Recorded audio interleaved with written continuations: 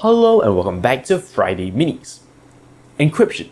This is an interesting topic because it's all about being safe. It's all about sort of trusting no one. However, there is this interesting flaw with encryption in general, and that is when we actually have encrypted stuff and we're using with some third-party service, if we need them to do some operation on our data, it needs to be decrypted. To make this more explicit, let's say you are working with, say, a spreadsheet on Google Drive.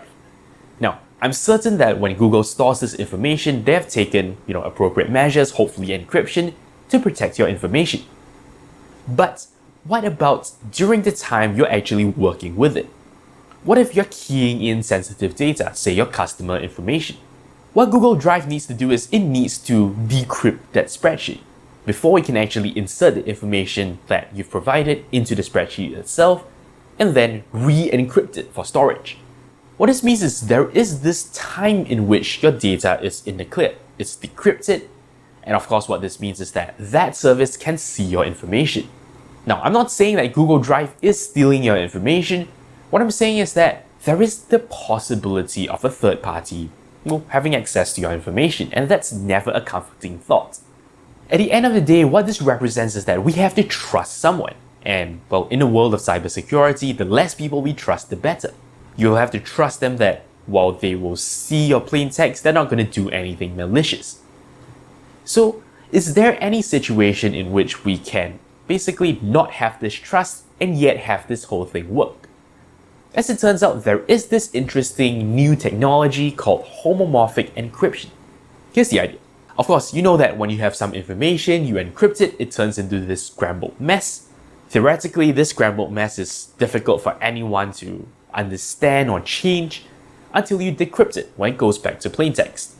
This scrambled mess is what we call ciphertext. What homomorphic encryption does is it says, you can take ciphertext and you can perform some kind of operation to it to produce a different kind of scrambled text that when decrypted, produces the result of the operation.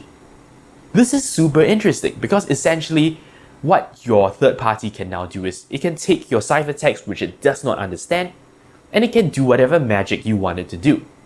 At the end of the day, you still get ciphertext which it still cannot understand, and yet whatever operations you want has been actually performed. The effect has taken place. When you decrypt it, you will see that operation take effect. Now, to explain what this really looks like, we can use a toy example. Clearly, this is nowhere near how things work in the real world, but it's good for us to see it. Here's the deal. Let's say we have an encryption algorithm that's extremely simple. It takes your original, information and it multiplies it by 2. So the multiplied version is our ciphertext. Now, let's say I want to perform an addition. Let's say what I want to do is I want to add 3 to my number. Since I understand that my encryption algorithm uses a multiplication by 2, I can of course take the value I want to add, multiply that by 2 as well, then perform the addition. Our new ciphertext still looks nothing like the correct answer, but if we were to decrypt it, in other words divide it by 2, you'll see that the operation has indeed taken effect.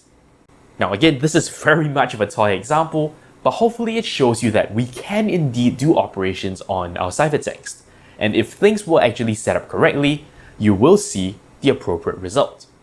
So that's great, and what this means is definitely more security for us. The unfortunate thing is that right now, that's not really possible yet. You see, what people want are, in the best case, any form of general operation can be done.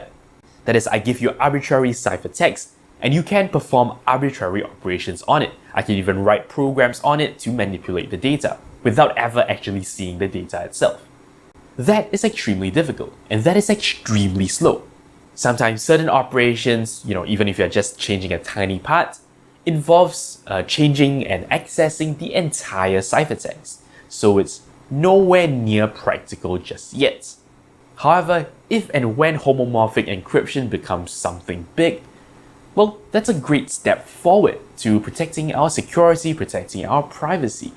So jump on that bandwagon before it becomes a huge thing. Who knows, maybe there's something in it for you. That's all there is for this episode of Friday Minis. Thank you very much for watching, and until next time, you're watching 0612 TV with NERDfirst.net. Thank you very much for watching. If you like my work and are feeling generous, you can shoot me a one-time donation on PayPal or sign up for a recurring one on Patreon. Of course, you can simply like, comment, and subscribe. You know the deal. For more videos, links to my channel and a related playlist are on screen. Thank you for your support.